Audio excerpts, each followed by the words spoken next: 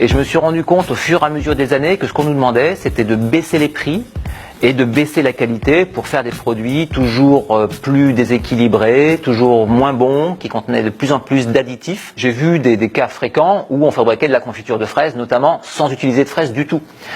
J'ai moi-même acheté, alors ça se produit et ça se vend en Italie par exemple, des boîtes de conserve de graines de fraises, ce qu'on appelait les akènes, les petites graines qui étaient en périphérie de la fraise. Donc on a acheté ça pour faire le petit marqueur dans des assemblages de sucre, de colorants, de jus de sureau concentré, et pour faire croire que le produit était une confiture de fraises, alors qu'en fait il n'y avait pas un gramme à l'intérieur. J'ai importé des quantités astronomiques de miel chinois, tout en sachant que c'était pas du tout du miel, que c'était juste un assemblage de sucre.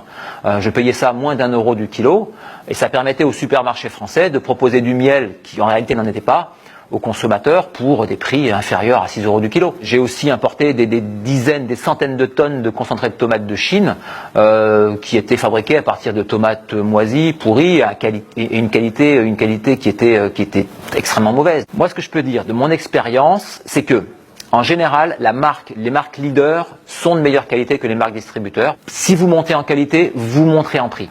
Donc si vous allez dans les premiers prix, vous allez trouver quoi? Vous allez trouver les qualités les plus basses, ou alors vous allez trouver des produits frauduleux, typiquement le miel de Chine.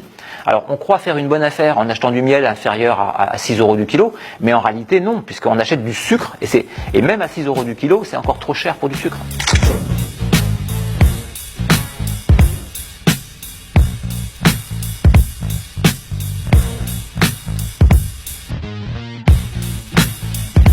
Par exemple, dans le jus d'orange, on a un additif qui s'appelle un auxiliaire technologique qui s'appelle le diméthicone.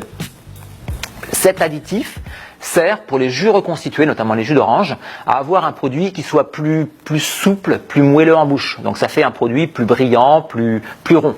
Donc c'est un bien plus joli produit. Donc on rajoute jusqu'à 10 mg par litre de diméthicone.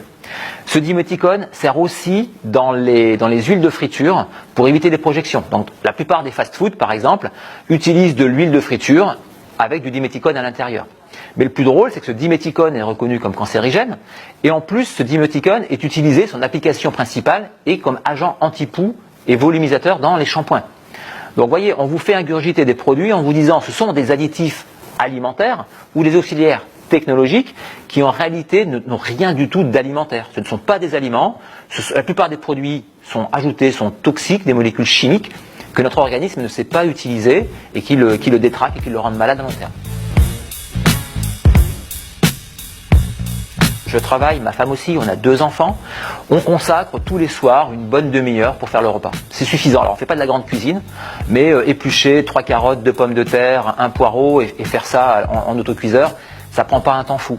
Mon conseil pour les consommateurs, c'est vraiment de se servir de son bon sens, de se faire confiance à soi, de ne pas croire le marketing de l'emballage, d'oublier les belles illustrations, de se focaliser sur la liste d'ingrédients. Si c'est compliqué à lire, on utilise des applications maintenant. Vous avez Open Food Facts, vous avez Yuka qui peut vous aider. Faites la cuisine, faites-vous plaisir et surtout évitez d'ingurgiter cette malbouffe industrielle qui provoque aujourd'hui 50% de surpoids dans la population européenne et 20% d'obèses en Europe.